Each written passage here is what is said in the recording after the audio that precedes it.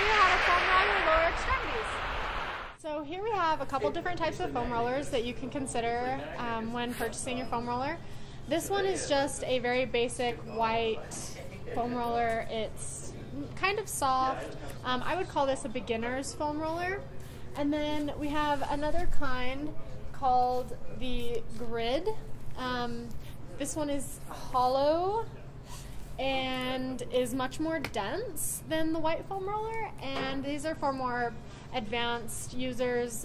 The more you roll, the easier it gets. So if you roll a lot, the harder foam roller is going to be a lot better for you.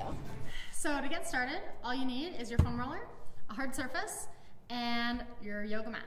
So we're going to roll out our quads first. Just put the foam roller on the ground, and then you're going to lay on top of it and roll out on both legs at the same time.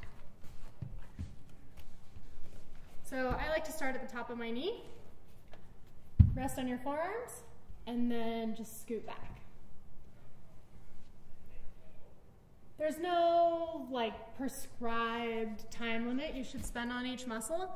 The more you roll, the more you'll know, the more you'll get to know your muscles and be like, okay, that one's really tight, I need to roll more, or that one's really loose, I don't need to roll as much. So the next muscle is the tensor fascialata. Similar position to the quad, but it's just right above your quad. It's one of those muscles that tends to get really tight for runners, and you'll know when you hit it. So, same position, and I'm just gonna do one side. You can do the other side on your own, but it's basically you're gonna lay on your side and then just roll front to back. And the more it hurts, the tighter it is, so that means you need to roll more. And next, we're going to do the IT band. The IT band is notorious for causing runners lots of issues. Foam roller is a great therapeutic way to loosen it up. So from the tensor fascialata, you can basically just start at the top of the hip and roll down.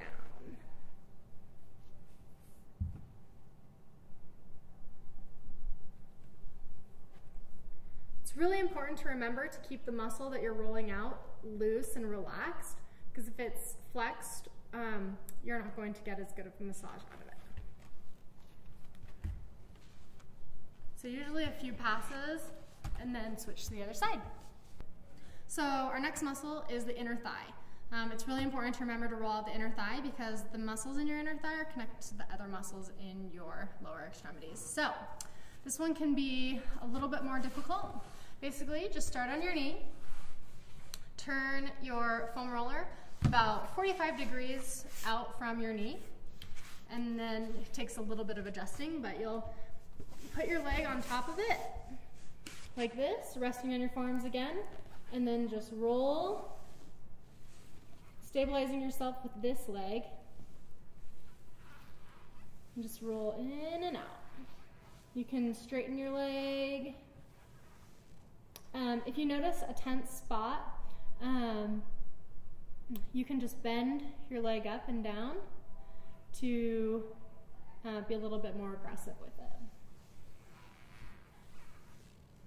Just like that. So next we're going to roll out our piriformis muscle as well as our glutes. Your piriformis muscle is a pear-shaped muscle. It's very small and it's underneath your glutes. So it's really important to relax your glutes as you roll to make sure that you're able to get to the piriformis. So basically you're just going to sit on your foam roller and you're going to take one knee, lift it up, put your leg on top of your other knee, then drop this knee down, and then you're going to relax, engage your core, and then just roll back and forth. This is a really important muscle to roll out if you are ever experiencing shooting pains down your legs or have problems with sciatica. This is my favorite roll. So next we're going to roll out our hamstrings. Hamstrings are kind of hard to foam roll because it's hard to put a lot of pressure on them. If you need to, you can get a more dense foam roller that will be able to work a little bit better. But for beginners, this one's just fine.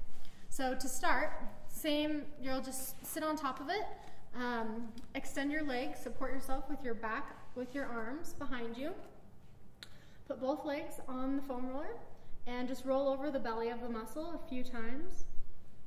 Sometimes I'll cross over my legs if one leg, to get more attention on one leg than the other. And crossing over on this side.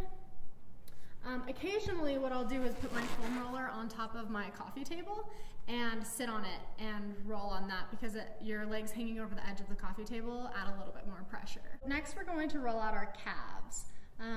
This is a really simple thing.